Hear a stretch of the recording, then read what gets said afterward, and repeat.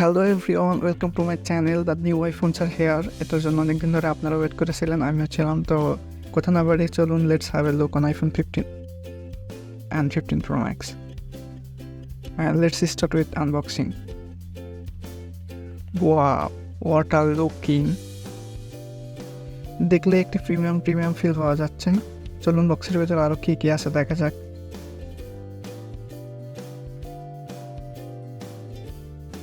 প্রথমে থাকতেছে pin ejector, সাথে আইফোনের একটি লোগো।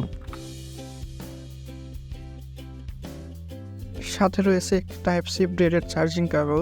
যদিও এর আগের আইফোনগুলোতে প্লেন প্লাস্টিক কেবল ছিল, কিন্তু বর্তমানে অ্যাপল রিসেন্টলি ম্যাকবুক ল্যাপটপে ব্রেডেড কেবল দেওয়া শুরু করেছে এবং আইফোনে এটাই প্রথম ব্রেডেড টাইপ সি চার্জিং কেবল।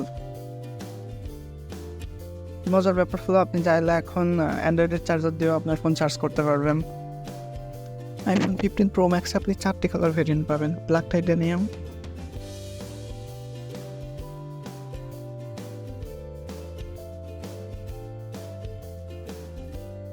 ন্যাচারাল টাইটানিয়াম,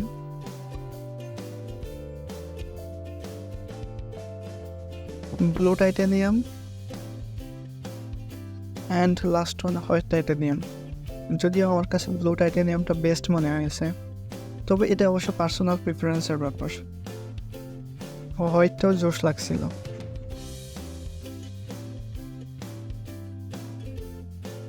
ফোনটি হাতে ধরে অন্যরকম একটা ফিল পাওয়া যাচ্ছিল। ব্যাক সাইডে একটি সফট টাচ ফিল করা যাচ্ছিল এবং সাথে কার্ভ এজ। আগের ফোনগুলো হালকা শার্প এজ ছিল, কিন্তু এই ফোনটিতে এজগুলো বেশ কার্ভ করা হয়েছে, এই কারণে হাতে ধরে অন্যরকম একটা ফিলিংস ফিল করতে পারবেন আপনি। 15 সিরিজের অন্যান্য ফোন লাইক 15-এ USB 2 ভার্সন ব্যবহার করা হয়েছে, কিন্তু আইফোন 15 Pro Max-এ USB 3 ভার্সন ব্যবহার করা হয়েছে, যা দিয়ে you can transport data up to 10 Gbps. Importantly, iPhone 15 Pro Max has the thinnest bezel ever. The bezels are 0.9 mm thinner. এটিতে 6.7 ইঞ্চের ডিসপ্লে থাকা সত্ত্বেও মনে হয়েছে বেশ লাইট। এটিতে রয়েছে অ্যাকশন বাটন, যা দিয়ে আপনি সহজেই silent mode turn on and of করতে পারবেন। এছাড়াও চাইলে অন্যান্য ফিচার লাইক ক্যামেরা, টাচ এবং অন্যান্য আইফোন ফিচারও অ্যাক্সেস করতে পারবেন। অ্যাপল তাদের আগের ফোনগুলোর তুলনায় এখন 15 সিরিজের টর্চ এবং ফ্ল্যাশ লাইটের অনেক ইমপ্রুভমেন্ট করছে এবং রিফ্রেশিং রেটটাও ছিল দেখার মতো। অ্যাপল তাদের আইফোন 15 Pro Max-এ ব্যবহার করেছেন A17 Pro চিপ, সাথে থাকছে 6 কোর GPU। এটি আইফোনের নতুন সংযোজন, যা আপনাকে দেবে স্যাটিসফাইড গেমিং ফিল।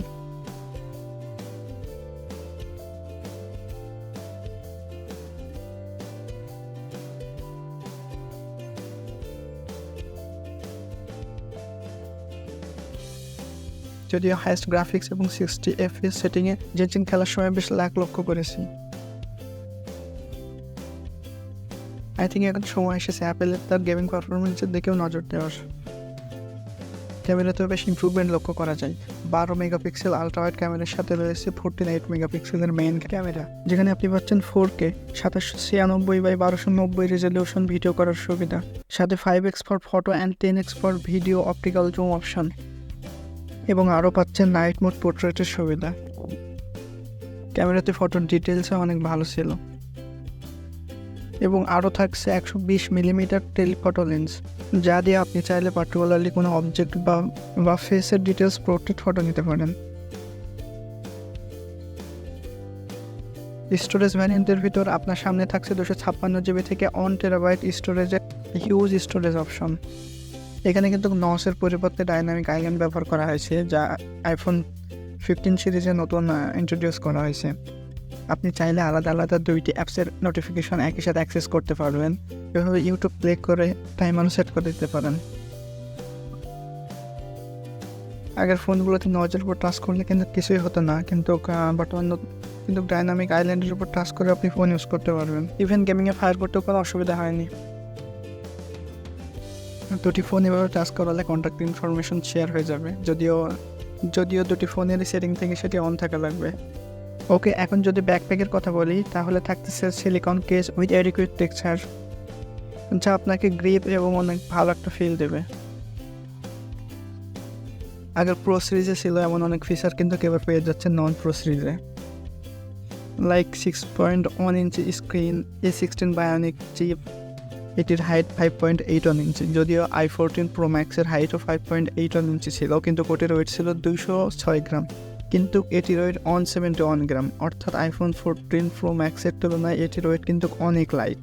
এটিতে রয়েছে built in lithium ion battery, যেটি আপনাকে ভিডিও প্লেব্যাক দেবে আপ টু 20 আওয়ার্স, এবং সাথে রয়েছে 20 ওয়াটের ফাস্ট চার্জার, যেটা 50% চার্জ হবে ইন 30 মিনিট, এবং under water tolerance maximum depth 6 meter up to 30 minute. এই সকল ফিচারগুলো কিন্তু ছিল আপনার আগের i14 Pro Max-এ, যেটা এখন আপনি পেয়ে যাচ্ছেন iPhone 15-এ 48 মেগাপিক্সেল মেইন লেন্সের সাথে থাকছে 12 মেগাপিক্সেল আলট্রা ওয়াইড ক্যামেরা, এবং সাথে থাকছে 2x অপটিক্যাল জুম অপশন। এখানে কিন্তু এক্সটার্নাল পোর্ট্রেট মোডও থাকছে, আপনি চাইলে প্রথমে ছবি তুলে পরে সেটা পোর্ট্রেট মোড করতে পারবেন, যদিও পোর্ট্রেট মোডে তোলা ছবির সাথে এই ছবির কোয়ালিটি সেম হবে না।